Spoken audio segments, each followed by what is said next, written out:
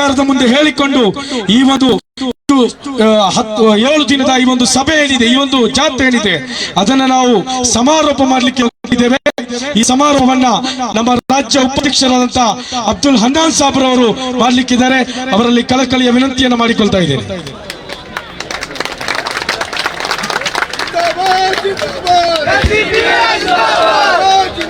ಅಸ್ಸಲಾಮು ಅಲೈಕುಂ ವರಹಮತುಲ್ಲಾಹಿ ವಬರಕಾತುಹು.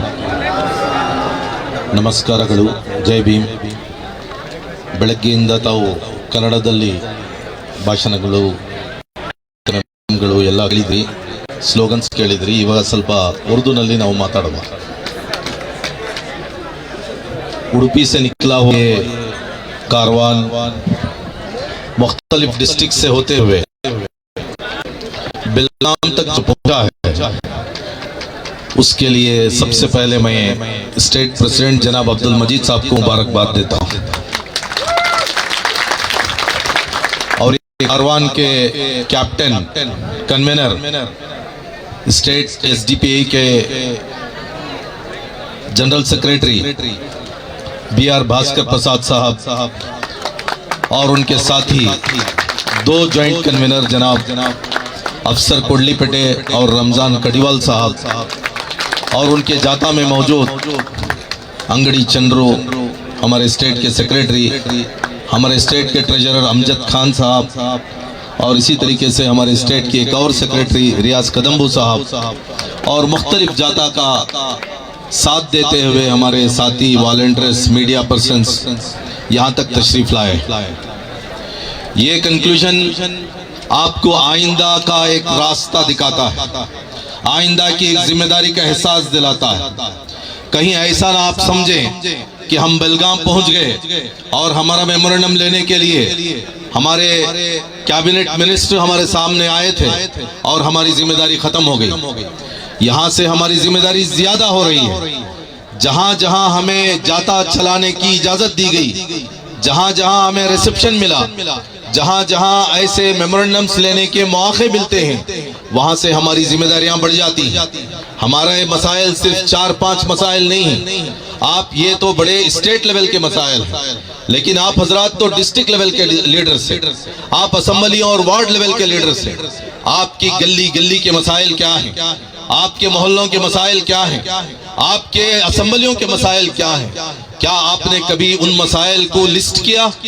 क्या आप उसकी प्रायोरिटीज को समझा?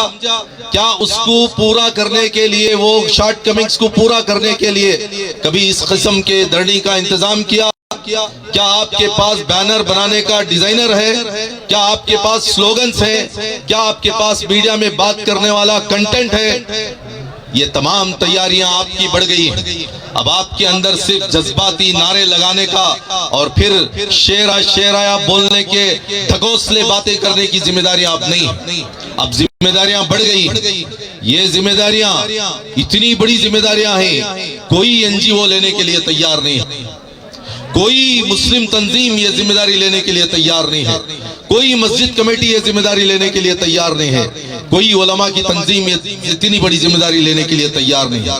चूंकि सरकार के पंडाल में बैठकर सरकार के खिलाफ बात करना वो जिगर गुर्दे की बात है, और फिर सरकार के नुमाइंदे सामने बुलाकर रेस्पेक्ट और डिसिप्लिन का पूरा ख्याल करते हुए आंखों में आंख डाल के बात करना और बात करते हुए किसी किस्म का लर्जा नहीं, किसी किस्म का खौफ नहीं, किसी किस्म का डर नहीं. ये जो हिम्मत है ये तहरीकों से मिलती है, ये पार्टियों से नहीं मिलती. ये पैसा जमा करके शौक करने के लिए, के लिए, फोटोशॉप के लिए आए हुए मजमुए से आप उम्मीद नहीं कर सकते. ये जो आपको जिम्मेदारी मिली है, ये आपको जो दर्द मुंतकिल हुआ है, ये जो आपको फिक्र मुंतकिल की गई है, बार बार स्लोगन्स के जरिए से, नारों के जरिए से और फिर तरानों के जरिए से, स्पीचेस के जरिए से हम आपको ये सबक दिए हैं कि आप अपने अपने मोहल्लों में इस तरीके के जाताओं का इंतजाम करें, इस तरीके के स्लोगन्स का इंतजाम करें, इस तरीके के मेमोरेंडम्स का इंतजाम करें, इस तरीके के MLAs को आप अपने जाताओं में बुलाओ. अपनी धड़ियों में आपको DC को बुलाना पड़ेगा, اگر آپ کو پانی کا انتظام نہیں ہے، آپ کی چرنیوں کا انتظام نہیں ہے، آپ کو پارک کا انتظام نہیں ہے، سرکاری اسکیمیں آپ تک نہیں پہنچ رہی ہیں، آپ کے اوپر ظلم ہوتا ہے، آپ کے ساتھ تفریق ہوتی ہے، آپ کے ساتھ ڈبل ڈی سٹینڈرڈ ہوتا ہے، یہ تمام چیزوں کے بارے میں ماتم کرنے کے دن ختم ہو گئے، رونے دھونے کے بلانے کے دن ختم ہو گئے، اب جو ہے اٹھ کے کھڑے ہونے کے دن۔ آپ گھٹنوں پر کھڑے ہوں گے تو پھر آپ مر جائیں، آپ ڈر جائیں گے، آپ بکھر جائیں۔ آپ کو پیروں پہ کھڑا ہونا ہے، پیروں پہ کھڑے ہونے کے لیے آپ کو ایک انسانی طاقت بھی چاہیے اور روحانی طاقت بھی چاہیے۔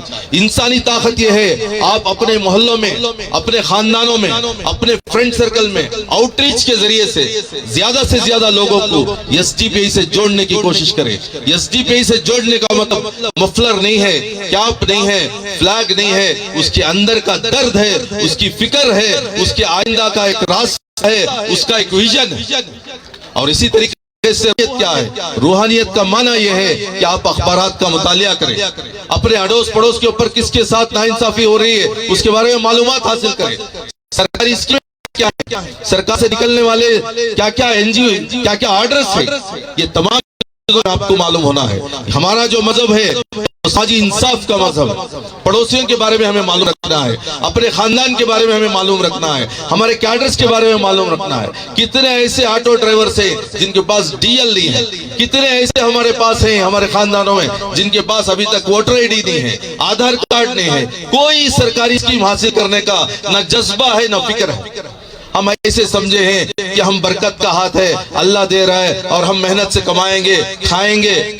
نہیں، ہندوستان کے اندر خدا نے ہمیں پیدا کیا ہے تو ہم انڈین بن کے انڈیا کا جو آئیڈیا ہے اور یہاں کا جو قانون ہے، یہاں کا جو بجٹ ہے، یہاں کی جو سہولتیں ہیں، ان تمام کو حاصل کرنا ہمارے اوپر فرض ہے۔ اگر وہ سہولتیں ہمیں نہیں ملتی ہیں، قدرتی طور پر نہیں ملتی ہیں، تو کوئی ہمیں واویلا مچانے کی ضرورت نہیں ہے۔ لیکن ڈبل سٹینڈرڈ کی وجہ سے، تفریق کی وجہ سے اور ظلم کی وجہ سے کوئی چھینتا ہے ہمارا حق تو ہمیں اسے نہیں چھوڑیں، ہم چھیڑیں گے بھی نہیں، ہم چھوڑیں گے بھی نہیں۔ تو اس طریقے سے، اور میں یہ سن رہا تھا بھاسکر پرساد صاحب جب بات کر رہے تھے، میں ہمارے کیڈرز کو بہت احتیاط سے رہنا، ہمیں جذباتی نعروں کو اب ختم کر دینا چاہیے اور پھر چلانے کا، ہنسنے کا، تالیاں مارنے کے دن نہیں۔ اگر ہم سوالات اٹھائیں گے تو پھر ہمیں میتوں کو اٹھانا پڑے گا، ہمارے گھروں کو بلڈوزر کیا جائے گا، ہمارے نوجوانوں کو اریسٹ کیا جائے گا اور پھر ہم نہتے ہو جائیں گے۔ ہمیں بات کرنا بھی نہیں آتا، ہمیں نالج بھی نہیں ہے اور ہمیں کون سا آفیسر کون سی آفس میں رہتا ہے وہ بھی معلوم نہیں ہے۔ اس طریقے کی ایک بیکار کی زندگی گزار کر جائیں تو کہاں جائیں؟ آپ ہی بتائیں، اگر ہر اسمبلی میں اس قسم کا ایک پروگرام ہو جائے اور وہاں کا منسٹر، انچارج منسٹر آ کر میمورنڈم لے تو کیا 228 سیٹوں میں اگر اس طریقے کا پروگرام ہوگا تو کیا بھی 2B ریزرویشن نہیں مل سکتا؟ ضرور مل سکتا ہے۔ کیا وقف پراپرٹیز کی حفاظت نہیں ہوگی؟ ضرور ہو سکتا ہے۔ اور پھر کیا کانتراج وردی کمیشن کو نافذ نہیں کیا جا سکتا؟ ضرور کیا جا سکتا ہے۔ کیا 10,000 کروڑ روپے ہمیں نہیں مل سکتے مائنارٹی کمیشن کے، مائنارٹی ڈپارٹمنٹ کے؟ ملیں گے، لیکن پوچھنے والی زبان تو چاہیے، پوچھنے والا ایک پلیٹ فارم تو چاہیے۔ کتنے ایسے نوجوان ہیں بیلگام کے جن کو نہ 2B ریزرویشن کے بارے میں معلوم ہے، نہ کانتراج وردی کے بارے میں معلوم ہے، نہ اسی طریقے سے وقف پراپرٹیز کے بارے میں کیا چل رہا ہے معلوم۔ کتنے ایسے علماء کرام ہیں جو آسمان کے اوپر کی باتیں کر رہے ہیں، زمین کے نیچے کی باتیں کر رہے ہیں۔ یہ درمیانی باتیں کریں گے تو کون کریں گے؟ سچائی کی، امانت داری کی، بہادری کی، شجاعت کی، اس کے ساتھ ساتھ سماجی انصاف کی بات کرنے کی ذمہ داری میری اور آپ کی ہے، میرے پڑوسیوں کی ہے، میرے خاندان والوں کی ہے، میرے تمام برانچ کے کیڈرز کی۔ تو آج سے ہمیں امید کرنا ہے، ہم تمام ارادہ کرنا ہے، ہماری برانچز کو مضبوط کریں گے، ہماری برانچز کو اتنا مضبوط کریں گے کہ ہمارا برانچ کا پریزیڈنٹ میڈیا میں بات کر سکتا ہے، ہمارا برانچ کا سیکریٹری میمورنڈم بنا سکتا ہے، ہمارے برانچ کا جوائنٹ سیکریٹری نعرے لگانا جانتا ہے۔ اس طریقے کا اگر ہمارا ماحول بنے گا تو پھر عوام کو ساتھ میں لے کر محلوں کے مسائل ہم حل کر سکتے ہیں۔ اسمبلی کمیٹیاں اگر چاہیں گی تو پھر اسمبلیوں کے مسائل حل کر سکتے ہیں، ڈسٹرکٹ کمیٹیاں اگر چاہیں گی تو ڈسٹرکٹ کے مسائل حل ہو سکتے ہیں، تب جا کے ہمارے مسائلوں کا خاتمہ ہو سکتا ہے۔ ورنہ سال میں ایک مرتبہ اس طریقے کا جاتا نکال कर एक जगह बैठकर एक दिन गुजार कर अगर हम ये उम्मीद करते हैं कि हमने बहुत बड़ा काम किया है तो आइंदा दिनों में हम नुकसान में आ जाएंगे। बहुत टाइम कम है, आइंदा वाले हालात ज्यादा खतरनाक हैं, नुकसानात ज्यादा हैं, नए नए कानून आ रहे हैं, नए नए चैलेंजेस आ रहे हैं। ऐसे वक्त में हम टाइम वेस्ट नहीं करेंगे। 24 आवर्स हमारे पास है, 8 घंटे हम अपना बिजनेस करेंगे, मुलाजिमत करेंगे, जॉब करेंगे, धंधा करेंगे, कारोबार करेंगे, उसमें कोई कमो बेशी नहीं करेंगे। चूंकि हलाल कमाएंगे तभी तो जाके खाएंगे, तभी तो पहनेंगे, तभी तो बीवी बच्चों को अम्मा बाबा को पालेंगे, उसमें कोई कमजोरी नहीं।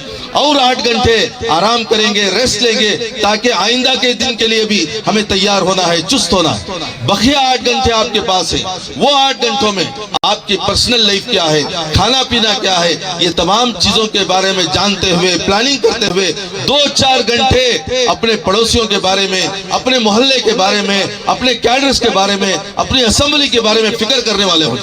हम देखें किसके पास समाजी इंसाफ का मामला, कौन कौन खर्चदार है, किसे किसे सरकारी स्कीम हम पहुंचा सकते हैं। इस तरीके का एक माहौल अगर बनेगा तो एसडीपी की सही रूहानियत इंशाअल्लाह लोगों तक पहुंचेगी। इसमें उलमा इकराम को भी आना पड़ेगा, इसमें एनजीओस को भी आना पड़ेगा, इसमें स्टूडेंट्स को भी आना पड़ेगा, इसमें नौजवानों को भी आना पड़ेगा, लड़कियों को भी आना पड़ेगा, औरतों को भी आना पड़ेगा, बूढ़ों को भी आना पड़ेगा। यही एक आखिरी मंजिल है। अगर इंडिया में ये मंजिल को हम मजबूत करने के सिवा, वावेला मचाने के सिवा कोई रास्ता नहीं। तो इसलिए हम तमाम इरादा करें कि इंशाअल्लाह अपनी ब्रांचेस को मजबूत करेंगे। क्या करेंगे भी? अपने वार्डों को मजबूत करें, अपनी असेंबलियों कमेटियों को मजबूत करें। जो पार्टी के बाहर पोटेंशियल स्किल्ड रखने वाला तबका है, हो सकता है अलग अलग पार्टियों में हो, उसे अंदर लाएं, उसे रिस्पेक्ट दे, उसकी सलाहियतों को इस्तेमाल इस तरीके से काम किए तो बरसों में होने वाला काम महीनों में होगा, में होने वाला काम घंटों में होगा, घंटों में होने वाला काम इंशाल्लाह मिनटों में हो सकता। तो मैं पूरे जाता के तमाम हमारे जिम्मेदारों का, स्टेट कमेटी का और फिर हमारे खुसूसन बेलगाम के हमारे लीडर्स और कैडर्स का और आप तमाम का शुक्रिया अदा करता हूं कि आपने मेरी बात सुनी और फिर आइंदा के लिए भी आप तैयार हुए। शुक्रिया। ಅಭಿನಂದನೆಗಳು ಗಮನೋದ್ದೇಶಿಸಿ ಸಮಾರಂಭ ಭಾಷಣ ಮಾಡಿದಂತಹ ಅಬ್ದುಲ್ ಹನ್ನಾನ್ ಉಪಾಧ್ಯಕ್ಷರು ಎಸ್ಡಿಪಿಐ ಕರ್ನಾಟಕ ಇವರಿಗೆ